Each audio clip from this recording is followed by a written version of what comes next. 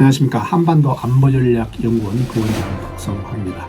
최근 여러가지 양극화 현상이 우리 사회에서 지금 이슈가 되고 있는 가운데 이 앞전에는 제가 여러분들한테 유교의 분열주의에 대해서 말씀드렸습니다. 오늘은 계속해서 민족주의의 분열성 이 부분에 대해서 말씀을 드리겠습니다.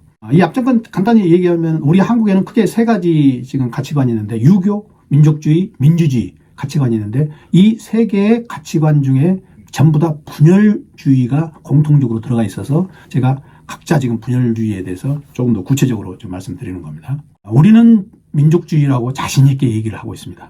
자, 그런데 과연 우리가 지금까지 민족주의였는가? 이걸 냉정히 생각해 볼 필요가 있습니다. 우리가 사소한 것에 목숨을 바쳐서 국민들의 동족 상전에서 얼마만큼 많은 우리 국민들이 희생됐는가? 6.25 사변 때 300만 명 이상이 희생됐죠. 과연 이런 상황에서 우리가 민족주의라고 할 수 있을까? 냉정히 우리가 생각해 볼 필요가 있습니다. 제가 민족주의에 대해서 몇 편 논문을 썼죠. 일본 민족주의와 한국 민족주의를 비교하면서. 그래서 제가 민족주의에 대해서 여러분들한테 조금 더 깊이 말씀을 드릴 수가 있는데요. 민족주의에는 기본적으로 배타주의가 굉장히 많이 들어가 있습니다. 민족주의의 반대말은 글로벌주의죠. 그런데 글로벌주의에는 실제적으로 배타주의가 그렇게 많이 없습니다. 기본적으로 그런 글로벌주의가 그러니까요. 그런데 문제는 배타주의까지는 이해를 하지만 민족주의 내에는 분열주의 성격을 가진 분열성이 굉장히 강하게 또 지배를 한다는 거죠. 그래서 지금 우리 사회에 나타나고 있는 양극화 현상 중에 하나가 우리가 좋아하는 민족주의 그 안에 있는 분열성, 여기와 더 연관이 있다는 거죠. 한민족 운명을 결정을 짓는데 주요 요인은 전체적으로 보면 민족주의라고 할 수 있습니다. 그런데 이 민족주의 못지않게 민족주의를 조롱하는 세력도 많이 있었다. 왜? 아까 제가 말씀드린 대로 우리가 남북전쟁이 일어나서 같은 동족 상잔 비극에서 300만이 희생이 되는 건 이거는 우리가 민족주의라고 할 수 없죠. 일제 식민지로 전락한 거. 우리가 구한말에 정신을 못 차려가지고 민족끼리 제대로 합일점을 찾지 못해서 우리가 일제 식민지로 전락한 거. 이것도 민족주의가 제대로 되지 않았다는 거죠. 자, 또 하나 중요한 건 과거는 그렇다 치더라도 지금 사회적 양극화. 우리 같은 민족이 이렇게 광화문에서 찬성, 반대 이렇게 나눠가지고 하는 게 과연 우리 같은 한 민족이라고 할 수 있는가? 저는 거기에 좀 의문이 있습니다. 한국 민족주의의 종교적 기반은 이렇습니다. 조선시대 지배적 이념이 유교였죠. 거기에 이제 민족주의도 있고 또 민중불교에서 미륵신앙도 있고 또 한국 가톨릭 또 동학 그리고 동학이 연결돼서 3.1운동 이게 전부 다 이제 한국 민족주의의 어떤 종교적 사회적 기반이죠.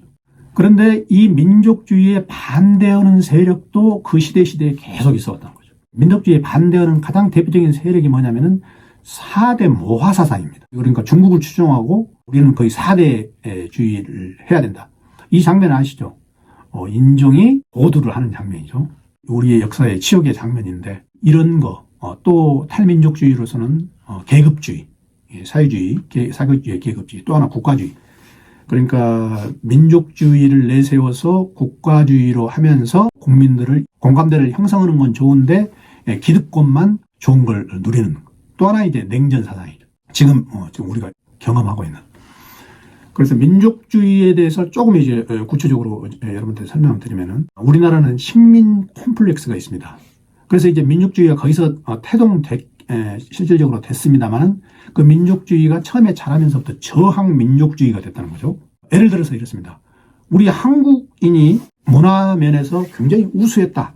당연한 거죠. 왜? 우리 모든 문화가 우리나라를 통해서 일본으로 전래됐는데 불교며 한자며 또 여러 가지 율령 제도며 한국을 통해서 전래돼서 우리가 문화민족으로서 굉장히 자부심이 있는데 어느 날 일제가 침략해서 자기네 말을 가르치고 자기네 페이스로 우리나라 문화를 이끈다 이거죠. 여기에 대해서는 우리 한국인으로서 자존심이 허락하지 않는다. 거기에서 이제 나온 게 바로 저항민주주의죠. 그래서 이 저항민주주의가 한국 민족주의의 굉장히 중요한 부분 중에 하나가 됐다. 이게 이제 식민 콤플렉스라고 이제 보통 이 얘기를 하고 있는데 그거는 결국 뭐냐면은 우리의 그동안의 문화적 우월성이 갑자기 어느 날 문화적 우월성이 아니라 문화적 열등감으로 떨어지는 순간 우리는 거기에 대해서 저항 민족주의가 나오는 거예요. 그런데 민족주의에는 크게 이제 보통 우리가 두 가지 모습이 있다고 합니다. 보통 이제 야누스는 두 개의 얼굴을 가진 사람이죠. 민족주의는 하나 과거 지향성이 있는가 하면은 또 하나 미래 지향성이 있어요. 또 민족주의는 사회 통합도 가능하지만 사회 분열도 가능하다.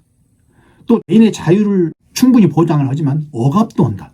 폭력성도 있지만 관용성이 있다. 그리고 보편주의도 되고 특수주의도 된다. 그러니까 민족주의라는 것은 이 양면성을 계속 가지고 있다는 거예요. 우리나라가 민족주의가 본격적으로 대두되는 건 서양의 민족주의가 대두되고 난 이후로, 물론 이제 정신적으로는 옛날부터 민족주의가 있었지만 실제적으로 이제 민족주의가 과연 조선시대에 우리가 양반과 상놈이 있었는데 양반과 상놈이 같은 계층으로 민족주의를 주장했느냐, 이런 이제 여러 가지 논란이 있기 때문에 우리가 보통 민족주의는 서양의 산업혁명 이후에 서양 사람들이 자기 민족을 통일시켜서 생산력을 극대화하기 위해서 민족주의를 내걸었다. 그렇게 해서 이제 민족주의가 태동했다고 보통 얘기를 하고, 그 다음에 프랑스에서 프랑스 혁명이 일어났죠.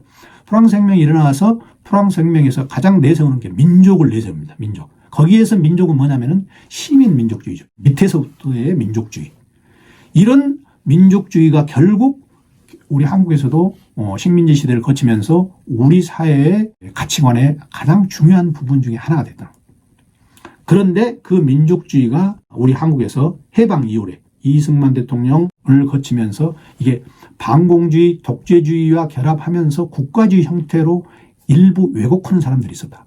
그래서 이제 민족주의가 그렇게 왜곡해가지고 국민을 하나로 뭉쳐가지고 여러 가지 근대화도 이룩하고 자유민주주의 기반을 이룩한 건 좋았는데, 일부 계층들이 그걸 국가주의 형태로 하면서 그걸 일부 이용을 했다. 자기네들 기득권층에 이용을 했다. 그래서 거기에 대해서는 반발이 또 나타났다. 그 반발이 바로 뭐냐면은 식민지 시대의 저항 민족주의와 연결이 돼가지고 이 민족주의의 분열상으로 나타나게 된다. 그래서 이 민족주의가 우리 한국 사회에 나오면서 여러 가지 이제 형태로 나오는데, 그 중에 또 우리 한국은 특별한 게 있습니다. 한국은 남북이 분단됐죠. 남북이 분단돼가지고 북한 사회는 이미 이제 이 사회주의가 된 거죠. 북한식 사회주의가 민족주의 형태로 둔갑을 해가지고 자기네들도 민족주의라고 해서 계속 한국과의 어떤 민족적인 교류, 민족을 내세우면서 계속 하면서 한국의 민족주의가 정체성 혼란을 굉장히 많이 입혔습니다. 왜 그러냐? 국가와 민족과 인종과 민족과 국가가 불일치하는 거죠. 남한만 같으면 인종, 민족, 국가가 다 일치하지만 우리는 분단체제로서 북한의 국가가 또 다른 국가가 있는데, 그 다른 국가가 인종과 민족이 우리 같다고 해서 이 일치하지 않은 이 부분이 있어서 한국 민족주의가 굉장히 기형적으로 민족주의가 나가고 있다는 거죠. 그래서 기형적인 민족주의는 바로 뭐냐면 바로 분열상으로 나타났다. 민족주의 분열상으로. 그래서 결국 민족주의는 우리 한국에서 쉽게 얘기하면은 이거는 우리가 잘못해서 된 거예요. 분단이 우리가 잘못해서 된 건 아니죠. 그러니까 역사적 어떤 우연성의 결과다. 우리 강대국 사이에 끼어있는 약소민족의 역사적인 우연성의 결과로 민족주의가 변형이 됐다. 그 변형된 민족주의 하나의 분열상이 나타나서 민족주의가 폭력성을 띠게 됐다는 거죠. 민족주의가 왜 어떻게 폭력을 띠냐? 도시와 농촌 사이의 대립, 그 다음에 부르주아 계급과 프롤레타리아, 같은 민족인데 왜 너는 잘 살고 나는 못 살게 되느냐? 거기에서 또 민족주의를 내세우는 거예요. 그래서 이런 여러 가지 민족주의가 폭력성의 원인이 되기도 했다. 가장 중요한 게 해방 공간에 있죠. 해방 공간에서 우리 같은 민족인데 한쪽은 찬탁이고 한쪽은 반탁이고, 우익의 민족주의는 외세로부터 독립을 우선으로 하고 좌익의 민족주의는 통일을 또 우선으로 해서 이 민족주의의 어떤 양면성이 극대화되는 아주 나쁜 점만 우리 한국에서 나타나게 됐다. 개인의 자유 반면 또 개인의 억압, 또 사회주의적 통합, 또 사회주의적 분열, 그 다음에 폭력, 어떤 관용성, 전부 다 이 민족주의 양면성으로 우리가 인정을 해야 된다. 그래서 이 역사적 우연성, 강대국 사이에 낀 약소민족으로서의 역사적 우연성에 민족주의가 기형적으로 발달하게 됐다. 그래서 이 인종적 민족주의의 어떤 반발, 단순히 우리가 민족이다, 같은 인종이다, 여기에 대해서 우리가 체제 불일치를 맞으면서 민족주의가 여러 가지 시련을 겪었다. 그래서 이제 그 중에 하나가 나타난 게 바로 가장 대표적인 예가 이겁니다. 김구 선생과 이승만 대통령의 대립. 그게 뭐냐면은 김구 선생은 당시 이승만 대통령 민족주의지만 국가주의라고 했고, 이승만 대통령은 김구 선생을 좌우에 국가가 불일치하는데 어떻게 이게 같은 민족주의로 할 수가 있느냐, 이렇게 얘기를 했죠. 둘 다 얘기는 맞는 얘기입니다만, 이런 민족주의에 대한 가치관이 서서히 이제 분할이 되면서 서로 극심하게 해방 공간에서 싸우게 됐다. 해방공간에 싸운 건 여러분들도 잘 아시겠죠.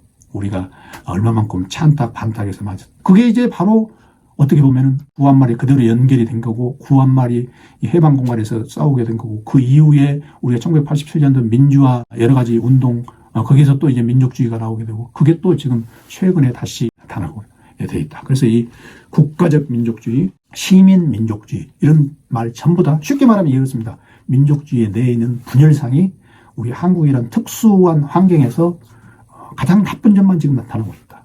그래서 오늘은 여러분들한테 이 민족주의의 나쁜 점이 지금 한국에서 나타나고 있는데, 우리가 민족주의의 좋은 점을 빨리 학문적으로 체계화를 시켜서 우리 모두가 좀 다시 민족주의에 대해서 재고를 해봐야 된다. 이런 말씀을 드리면서 유튜브를 끝내겠습니다. 다음 유튜브에서는 민주주의에 대해서 말씀드리겠습니다. 고맙습니다.